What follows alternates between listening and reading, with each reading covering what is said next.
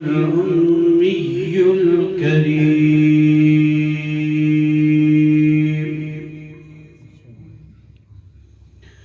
ونحن على ذلك لمن الشاهدين والشاكرين والحمد لله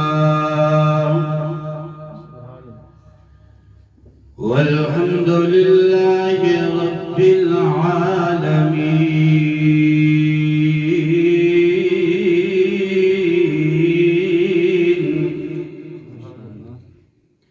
إن الله وملائكته يصلون على النبي يا أيها الذين آمنوا صلوا عليه وسلموا تسليما اللهم صل على محمد وعلى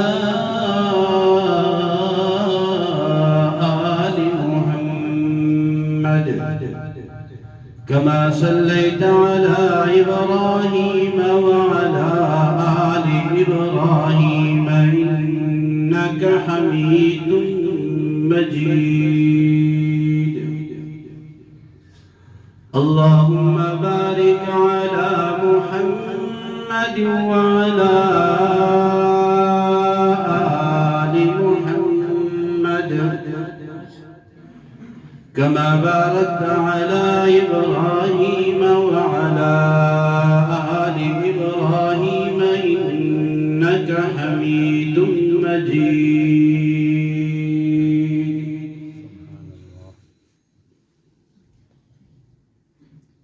ہر قسم کی حمد و ثنا کے بعد واجب الاحترام قابل صد تکریم حضرات علماء کرام معززین علاقہ نوجوان ساتھیوں آج آپ کی اس مسجد میں اسوہ حسنہ رسول اکرم صلی اللہ علیہ وسلم کا اس عنوان سے آج کا یہ درس قرآن رکھا گیا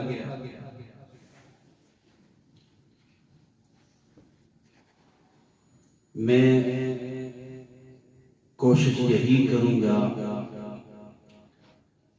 کہ قرآن و سنت سے باہر نہ جاؤں اور میری ویسے بھی کوشش یہی ہوتی ہے کہ قرآن و سنت سے باہر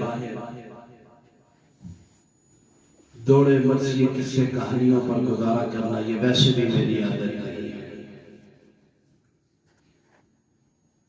پولیس فاؤنڈیشن جہاں میں اس وقت مسجد کے اندر دین کی خدمت کر رہا ہوں الحمدللہ وہ مسجد 2.25 کنال پہ بنی ہوئی ہے اور ڈبل سٹوری ہے الحمدللہ جمعے میں فل ہوتی ہے بڑی دور دراز سے ہمارے دوست احباب جمعہ کے لیے تشریف لاتے ہیں صرف اسی وجہ سے کہ میری کوشش یہ ہوتی ہے کہ قرآن اور حدیث سے باہر نہ جائے کسی کہانیاں پڑھنے سننے کے لیے لوگوں کے پاس ناول ڈائجسٹ دیگر بہت ساری کتب ہیں ہمارے پاس اگر آتے ہیں تو ہمارا یہ فرض منصبی بنتا ہے کہ ہم اپنے سامعین کو قرآن و حدیث کی روشنی سے آگاہ کریں انہیں بتائیں کہ قرآن اور حدیث ہم سے کس چیز کی متقاضی ہے سامعین محترم میں دل کی اتھا گہرائیوں سے مشکور و ممنون ہوں حضرت مولانا ثاقب صاحب کا اور مولانا سہیل صاحب کا کہ جو میری اور آپ کی ملاقات کا ذریعہ بنے اللہ رب کائنات مجھے حق سچ کہنے کی اور پھر ہمیں اس میں عمل کی توفیق عطا فرمائے جب بھی کسی بھی مجلس کے اندر بیٹھیں تو ایک بات ذہن میں رکھ کر کے بیٹھیں کہ ساون کا مہینہ ہو اور موسلا دھار بارش برس رہی ہو، لیکن برتن سیدھا رکھنے کے بجائے الٹا کر کے رکھ دیا جائے، اس میں ایک قطرہ بھی پانی نہیں آئے گا۔ اگر ساون کا مہینہ نہیں ہے، ویسے عام کوئی خشک سالی کا مہینہ ہے، کہیں بوندا باندی بھی اگر ہو جاتی ہے، برتن سیدھا رکھے ہے، کچھ قطرات پانی کے جمع ہو جائیں گے، تو آپ نے دل کے برتن سیدھے رکھنے ہیں، بوندے رکھ لیے، آپ کے آنے کا مقصد بھی فوت ہو گیا، میرے آنے کا مقصد بھی فوت ہو گیا۔ آپ نے دل کے برتن سیدھے رکھے، انشاءاللہ کوشش ہوگی بہت مختصر سے وقت میں آپ کے سامنے جس عنوان سے اس درس قرآن کو معنون کیا گیا ہے، اسی پر میں گفتگو کروں اور پھر آپ سے اجازت۔ درس قرآن کا عنوان ہے اسوہ حسنہ رسول صلی اللہ علیہ وسلم۔ اسوہ کہا جاتا ہے رول ماڈل کو، اور حسنہ یہ اچھائی کو کہا جاتا ہے، نیکی کو کہا جاتا ہے۔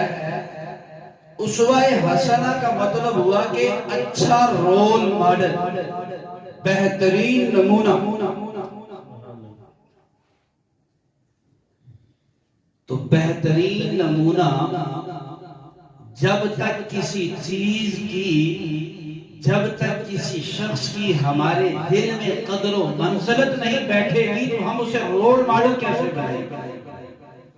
پہلی بات تو یہ ہے ہمارے دل و دماغ میں اس کی قدر و منزلت ہو کہ یہ شخص کتنے عظیم مرتبے پر فائز ہے، تو پھر میں اور آپ اسے اپنا رول ماڈل بنانے کے لیے تیار ہیں۔ اگر کسی شخص کی کوئی قدر و منزلت ہی نہیں ہے تو پھر اس کو کوئی بھی رول ماڈل بنانے کے لیے تیار نہیں ہے۔ اور آپ صلی اللہ علیہ وسلم سے بہتر آج تک میرے رب نے اس دنیا میں نہ تو کسی نبی کو بنایا ہے اور نہ قیامت کی صبح تک ایسی کوئی عظمت والی شخصیت آ سکتی ہے۔ تو اس لیے پھر میں کہنے میں حق بجانب ہوں کہ حضور صلی اللہ علیہ وسلم سے بڑا رول ماڈل نہ تو آج تک دنیا میں کسی ماں نے جنا ہے اور نہ قیامت کی صبح تک کوئی جنے۔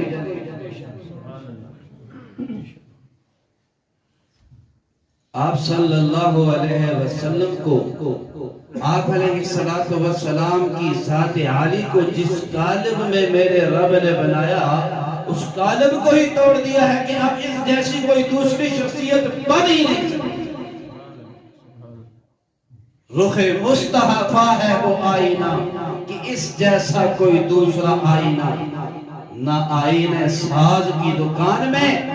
یہ ایسا آئینہ میرے رب نے پیدا کیا کہ جس ایک ہی ماڈل بنایا ہے، اب اس کے علاوہ اور کوئی ایسا ماڈل انبیاء کی صورت میں بھی نہیں آیا۔ سارے انبیاء برحق، ہم سب کو برحق مانتے ہیں، ہمارے ایمان کا حصہ ہیں، ایک بھی نبی کی تنقیص کرنے والا دائرہ اسلام سے خارج ہے۔ تو اللہ نے ہمارے نبی صلی اللہ علیہ وسلم کو جو شان اور مقام عطا کی ہے، جو مرتبہ، جو قدر و منزلت عطا کی ہے، اسی کے حوالے سے میں نے آپ کے سامنے، یہ میرے سامنے قرآن مجید کا آخری سپارہ ہے اور اس میں سورہ بلد کی ابتدائی آیات میں نے آپ کے سامنے پڑھی ہیں۔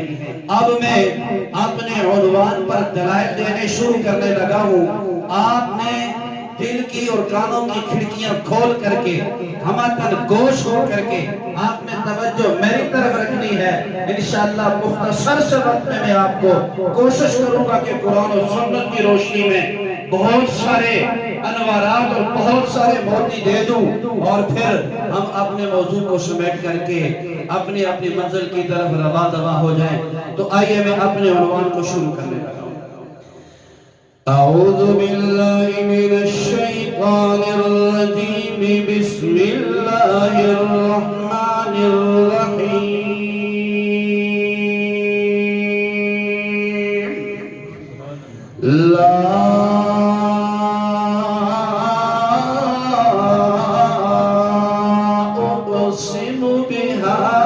البلد اپنے عنوان پہ 3 لامے پیش کرنے ہیں. پہلا لام کے سامنے آ گیا. اللہ رب کائنات اپنے قرآن مجید میں ارشاد فرماتے ہیں لا اقسم بہذا البلد. اللہ رب کائنات مکہ مکرمہ شہر کی قسمیں کھا رہے ہیں. اللہ تو مکہ شہر کی قسمیں کیوں کھا رہا ہے؟ اس لیے کہ اس شہر کے اندر بیت اللہ ہے. اللہ رب کائنات نے فرمایا اللہ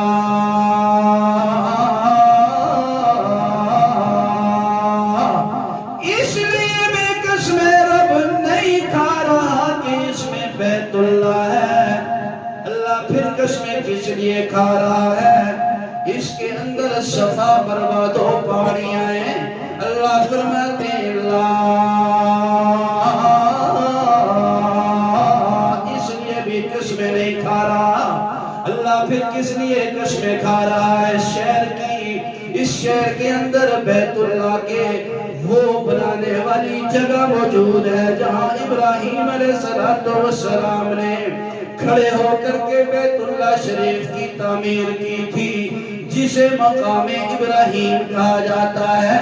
اللہ نے فرمایا اللہ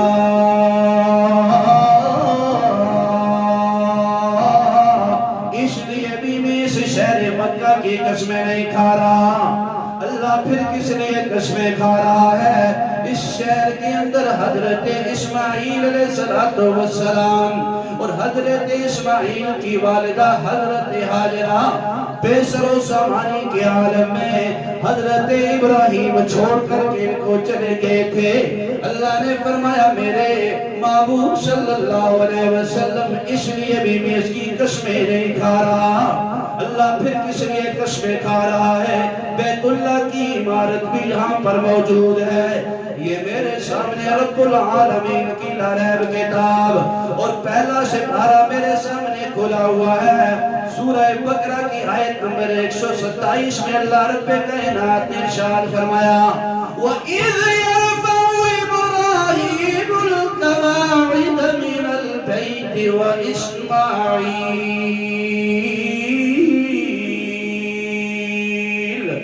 رَبَّنَا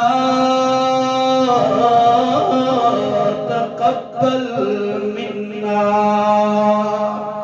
2 باپ بیٹا دونوں نبی اور بیت اللہ کے گھر کی تعمیر کر رہے ہیں.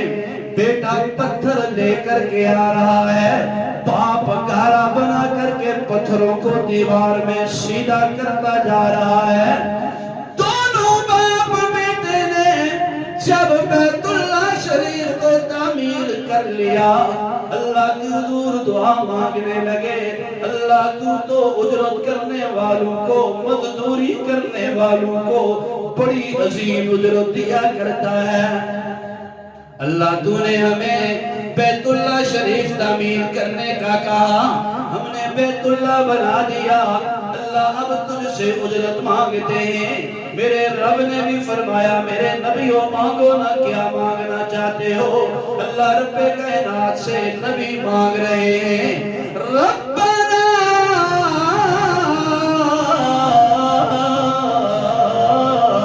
تقبل منا. اللہ ہم نے خانہ کعبہ بنا لیا ہے. ہم کوئی اتراتے نہیں ہے کوئی فخر نہیں کرتے کہ ہم نے بہت اونچا کام کر لیا ہے.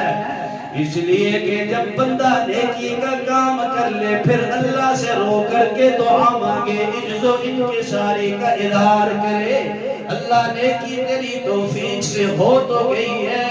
اللہ بس میں اتنی طاقت نہیں ہے کہ اس نیکی کو میں سنبھال سکوں. میرے رب تو ہی میری اس حقیر سی محنت کو قبول کر لے.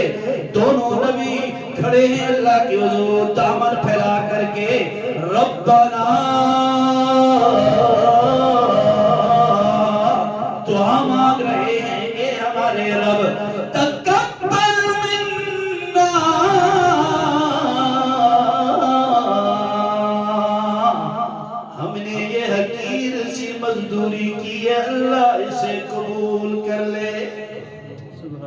یہ خانہ کعبہ بنا لیا ہے، اللہ اسے قبول کر لے۔ تو میں نے قرآن سے پھر یہی سوال کیا ہے، قرآن یہ بتانا جو میرا رب یہ سورہ بلد میں کہہ رہا ہے، لا اقسم بہذا البلد، مجھے رب ہونے کی قسم کہ میں اس شہر کی قسمیں کھا رہا ہوں۔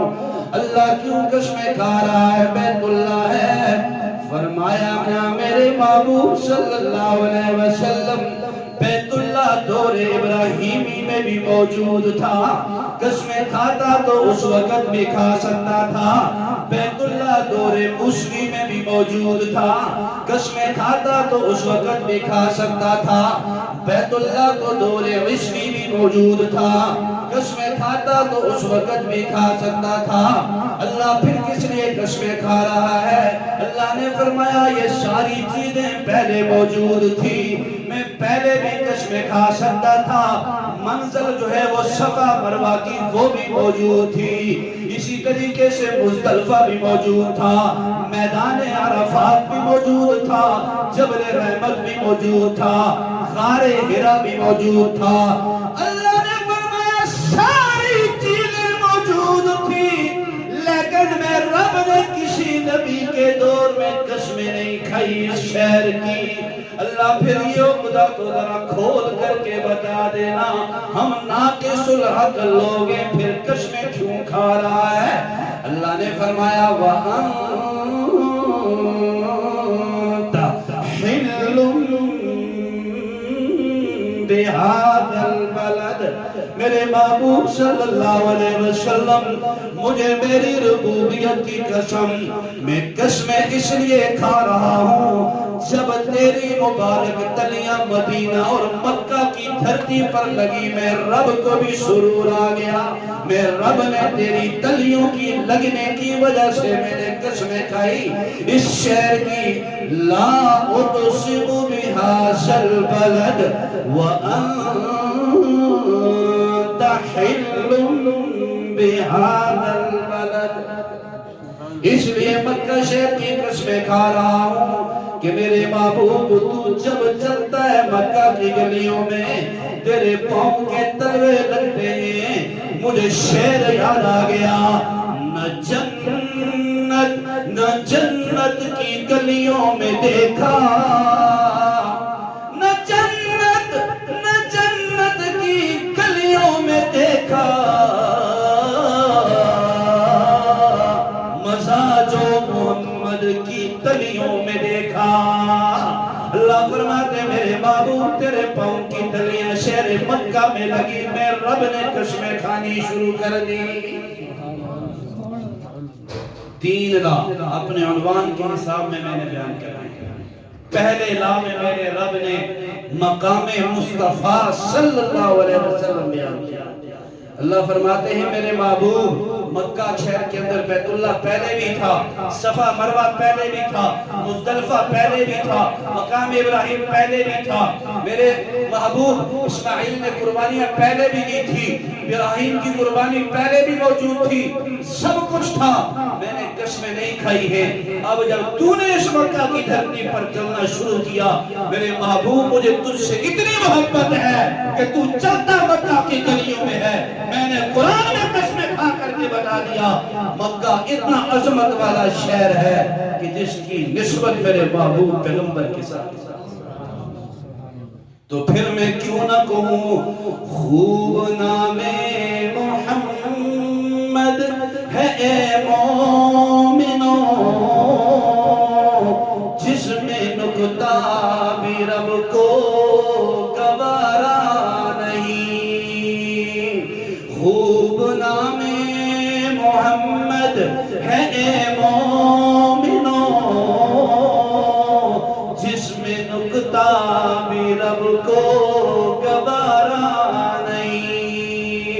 جو نبی کی محبت سے منہ موڑ لے دونوں عالم میں اس کا گزارا نہیں۔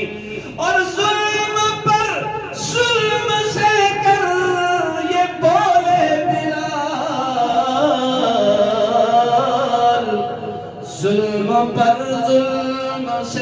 کر یہ بولے بلال ظالموں یہ تمہارا غلط ہے خیال، دامن مصطفیٰ کو میں کیوں چھوڑ دوں، اتنا کمزور ایمان ہمارا نہیں، اور نسبت مصطفیٰ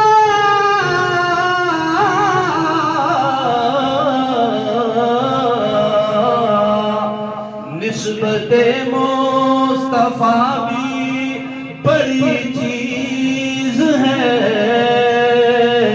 جس کی نسبت نہیں اس کی بخشش نہیں، خود خدا نے نبی سے یہ فرما دیا، جو تمہارا نہیں وہ ہمارا نہیں۔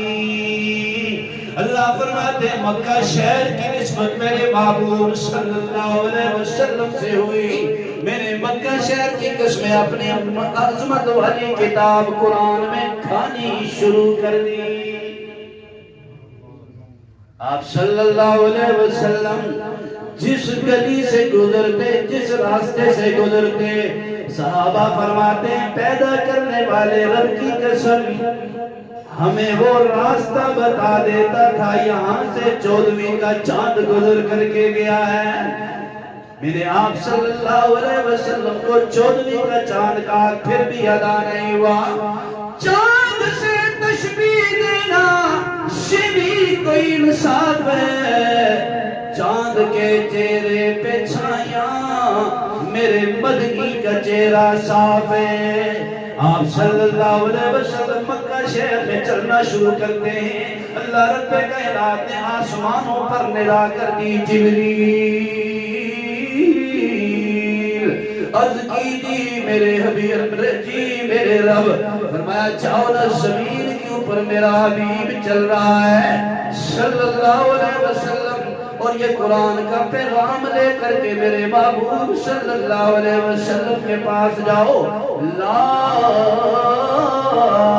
اقسم بهذا البلد وانت حل بهذا البلد، میرے محبوب اگر تو مکہ کے شہر میں چلتا نہ میں کبھی اس کی قسمیں نہ کھاتا، اور میرے محبوب صلی اللہ علیہ وسلم جہاں جہاں سے گزرتے میرا رب وہاں پر رحمتوں اور بارشوں کا نزول فرما دیتا، قدم قدم پہ برکتیں، نفس نفس پہ رحمتیں، جہاں جہاں سے وہ شفیع عاصیاں گزر گیا، جہاں نظر نہیں پڑی وہاں ہے رات آج تک، وہی وہی سحر ہوئی، جہاں جہاں سے گزر گیا۔ آپ صلی اللہ علیہ وسلم مکہ شہر میں جس گلی سے گزرتے ہیں ساری گلی منور ہو جاتی ہے۔ ام المومنین اما عائشہ صدیقہ رضی اللہ تعالیٰ عنہ فرماتی ہیں لنا شمس وللآفاق شمس، لوگوں ایک تمہارا سورج ہے جو دن کو طلوع ہوتا ہے، اور ایک میرا سورج ہے جو رات کی تنہائیوں دیریوں میں طلوع ہوتا ہے۔ آپ صلی اللہ علیہ وسلم ایک روز باہر سے تشریف لائے، ام المومنین عائشہ صدیقہ رضی اللہ تعالیٰ عنہ فرماتی ہیں میں گھر میں گم ہوئی سوئی کو تلاش کر رہی تھی، اچانک حجرے کے دروازے پہ دستک ہوئی، میں نے دروازہ کھولا، آمنہ کی لال صلی اللہ علیہ وسلم جب میرے حجرے میں داخل ہوئے، پیدا کرنے والے رب کی قسم میرے محبوب صلی اللہ علیہ وسلم کے چہرے پر جب مسکراہٹ بکھرتی تھی، آسمان کا سورج بھی میرے محبوب کی روشنی کے سامنے ہیج ہو جایا کرتا تھا۔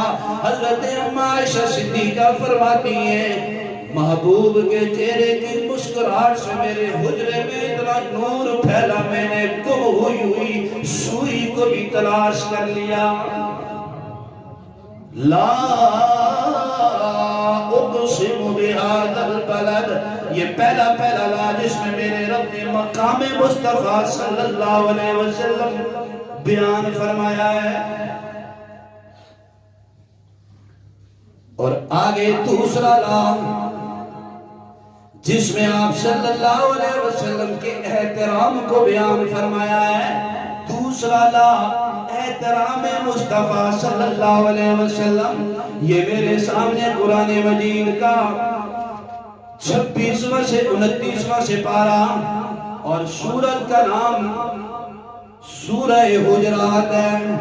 اللہ رب کائنات سورہ حجرات میں ارشاد فرماتے ہیں لا ترفعوا اصواتکم فوق صوت النبی ولا تجهروا له بالقول كجهر بعضكم لبعض ان تهبط اعمالكم.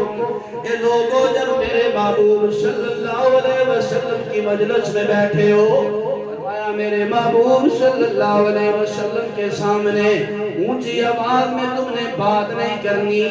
یہ آیت کس موقع پر نازل ہوئی؟ آپ صلی اللہ علیہ وسلم صحابہ کے جرمٹ میں تشریف فرمائے. حضرت ابو بکر صدیق رضی اللہ تعالیٰ عنہ بھی تشریف فرمائے، جناب عمر رضی اللہ تعالیٰ عنہ بھی تشریف فرمائے، دیگر صحابہ بھی تشریف فرمائے. آپ صلی اللہ علیہ وسلم نے صحابہ سے فرمایا مجھے مشورہ دو قبیلہ بنو تمیم کا سردار کسے بنایا جائے؟ حضرت ابو بکر صدیق رضی اللہ تعالیٰ عنہ کرنے لگے حبیب خدا صلی اللہ علیہ وسلم اگر قبیلہ بنو تمیم کا امیر بنانا ہے، فرمایا حضرت قعقاع رضی اللہ تعالیٰ عنہ کو بنا دیا جائے. عمر تو مشورہ دے. حضرت عمر عرض کرنے لگے اللہ کی حبیب صلی اللہ علیہ وسلم حضرت اقرع ابن حابس رضی اللہ تعالیٰ عنہ کو امیر بنایا جائے. دونوں صحابہ کے درمیان ذرا تھوڑی سی آواز بلند ہوگی.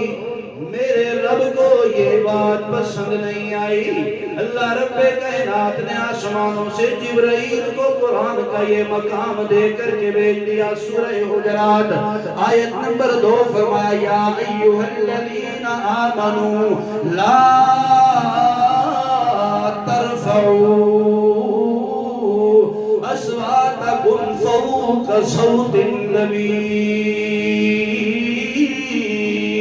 میرے محبوب کے صحابہ یہ کیا بات ہے؟ میرا محبوب بیٹھا ہے اور تمہاری آوازیں بلند ہو رہی ہیں. صحابہ محتاط ہو گئے. اب جو بھی صحابی بات کرتا آپس میں بھی بات کرتے تو سرگوشیوں میں بات شروع ہوتی. حضرت ثابت رضی اللہ تعالیٰ عنہ مجلس رسول صلی اللہ علیہ وسلم سے اٹھ کر کے گھر جانے لگے، تشریف لے جانے لگے. راستے میں کیا دیکھتے ہیں؟ حضرت عاصم رضی اللہ تعالیٰ عنہ زاروں قطار رو رہے. پوچھا بھائی خیر تو ہے، کیوں رو رہے ہو زاروں قطار؟ کہنے لگے ثابت بھائی رو اس لیے رہا ہوں میرے رب نے میری عبادت بہت اونچی بنائی ہے اور میں اب آپ صلی اللہ علیہ وسلم کی مجلس میں جانے کے قابل ہی نہیں رہا، اس لیے کہ میرے رب نے سورہ حجرات کا یہ مقام نازل کر دیا ہے یا ایھا الذین آمنوا لا ترفعوا اصواتکم فوق صوت النبی. میرے نبی پر تمہاری آوازیں بلند نہیں ہونی چاہیے اور میری آواز اونچی ہے. اب تو میں آپ صلی اللہ علیہ وسلم کی محفل میں جانے کے قابل ہی نہیں رہا. میں بدقسمت ہوں، میرے ساتھی آپ صلی اللہ علیہ وسلم کی محفل میں بیٹھیں گے اور میں بیٹھنے سے قاصر ہوں. حضرت ثابت رضی اللہ تعالیٰ عنہ واپس آئے آپ صلی اللہ علیہ وسلم کے پاس. صحابہ بیٹھے ہوئے ہیں، حضرت ثابت بھی بیٹھ گئے اور بڑی غمگینی کی کیفیت میں بیٹھے ہوئے ہیں. اچانک آپ صلی اللہ علیہ وسلم کی نظر حضرت ثابت پہ پڑی، پوچھنے لگے ثابت یہ تو بتانا غمگین کیوں ہے؟ اللہ کے نبی صلی اللہ علیہ وسلم بڑی دکھ بری داستان ہے، بڑی غم بری داستان ہے۔ آپ صلی اللہ علیہ وسلم نے فرمایا بیان تو کرو نا۔ اللہ کے نبی حضرت عاصم راستے میں فلاں جگہ پر بیٹھا تھا، رو کے رو رہا تھا۔ میں نے پوچھا عاصم بھائی کیوں رو رہے ہو؟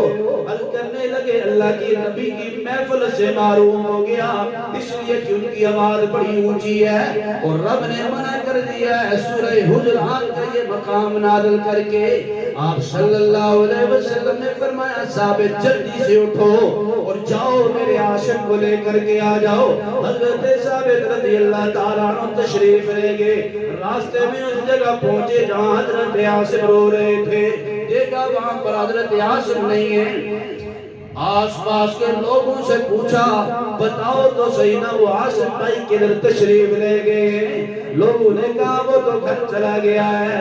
گھر پہنچے دروازے پہ دستک دی، اندر سے سسکیاں لے لے کر کے رونے کی آوازیں آ رہی ہیں۔ دروازے پہ ان کی اہلیہ آئی اور پوچھا کون ہے منطق الباب، کون ہے دروازہ کھٹکھٹانے والا؟ حضرت ثابت کی اہلیہ نے کہا کون ہے؟ حضرت عاصم رضی اللہ تعالیٰ عنہ کہنے لگے میں آیا ہوں، خیر تو ہے؟ اللہ کے نبی نے آپ کے شوہر کو بلایا ہے، کہا وہ تو جس دن قرآن کا یہ مقام نازل ہوا ہے اس دن سے وہ آیا ہے اور گھر کے کمرے میں، کمرے سے باہر بھی نہیں نکلا، رو رو کر کے اس کی بری حالت ہے اور اس کی حالت اب ایسی ہو چکی ہے ہمیں بھی اس کی حالت پہ رحم اور ترس آ رہا ہے، رو رو کر کے برا حال کر بیٹھا ہے۔ کہا مجھے اللہ کے نبی نے بھیجا ہے کہ میری مجلس میں لے کے آؤ۔ حضرت عاصم کی اہلیہ اندر گئی، حضرت عاصم سے کہا اللہ کے نبی نے صحابی بھیجا اور آپ کو بلایا ہے۔ حضرت ثابت رضی اللہ تعالیٰ عنہ آئے، دروازہ کھولا، سامنے حضرت عاصم کھڑے، فرمایا بھائی خیر تو ہے؟ کہا اللہ کے نبی نے آپ کو بلایا ہے۔ چل پڑے، روتے ہوئے جا رہے، رو رو کر کے برا حال کیے بیٹھے۔ آپ صلی اللہ علیہ وسلم کی مجلس میں دیکھ پہنچے تو رخساروں پر نالیاں بنی ہوئی ہیں، رو رو کر کے برا حال کیا ہوا ہے۔ آپ صلی اللہ علیہ وسلم نے فرمایا میرے ثابت یہ تو بتانا یہ کیا حال کر بیٹھا ہے؟ اللہ کے نبی میری آواز بڑی اونچی ہے اور رب نے بنائی ہے، میرا قصور نہیں ہے۔